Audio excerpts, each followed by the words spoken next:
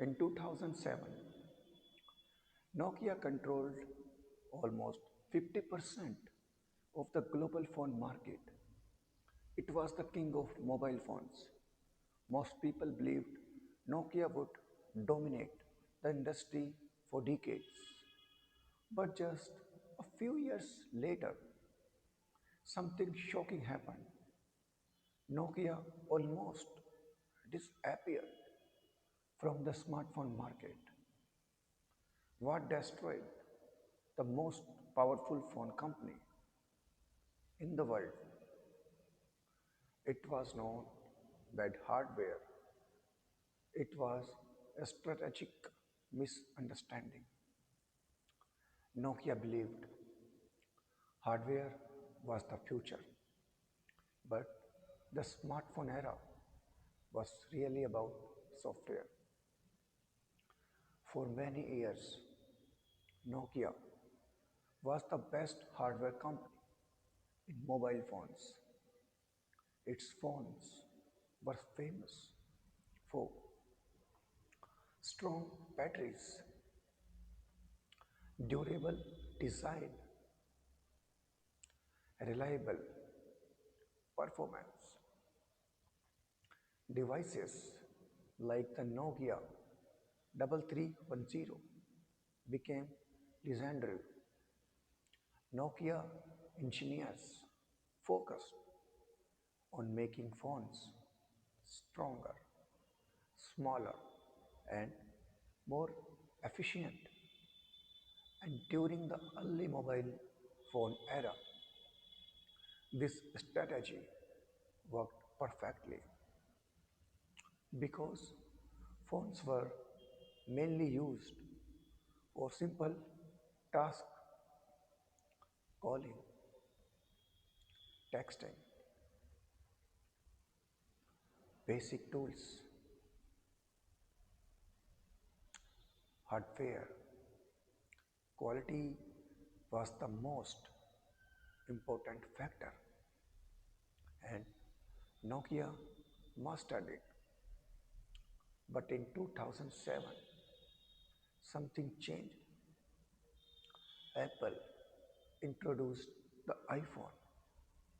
The iPhone was not just a phone, it was a software platform. The real value was not just the device, it was the operating system, the interface, and the ability to install apps. Soon after, Google launched Android.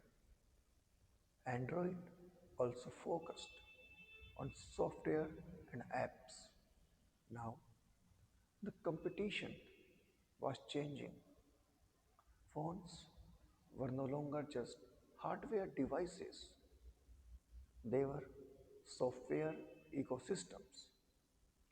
This is where Nokia struggled. Inside the company, many leaders still believed hardware innovation would keep them ahead. Their operating system, Symbian, had been designed for older mobile phones.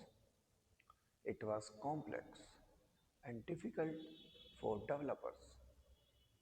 Building apps for Symbian was frustrating.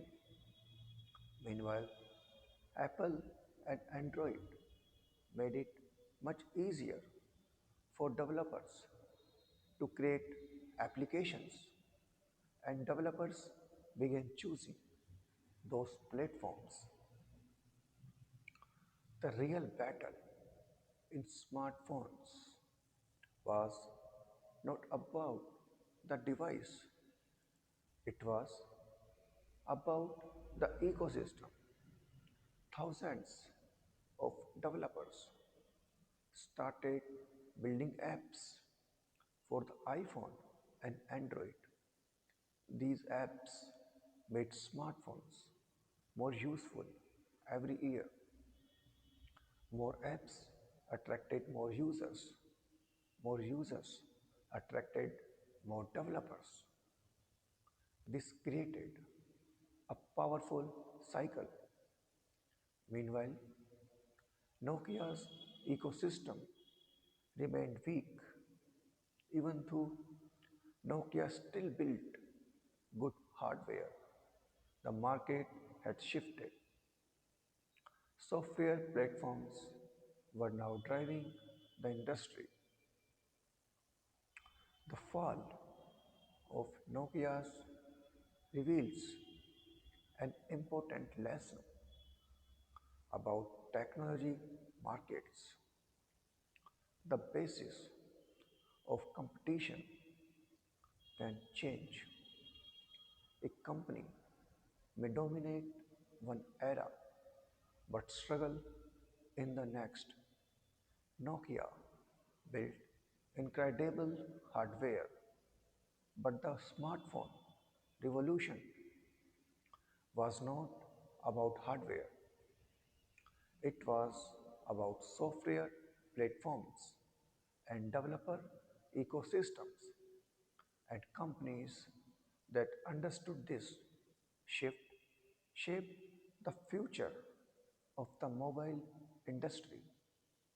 Many great companies fail not because they stopped innovating, but because they misunderstand where the real value is moving. If you enjoy learning the strategic decisions behind companies like Nvidia, Salesforce, and Stripe, consider subscribing because every week we break down the strategic moves that reshape entire industries. Thank you.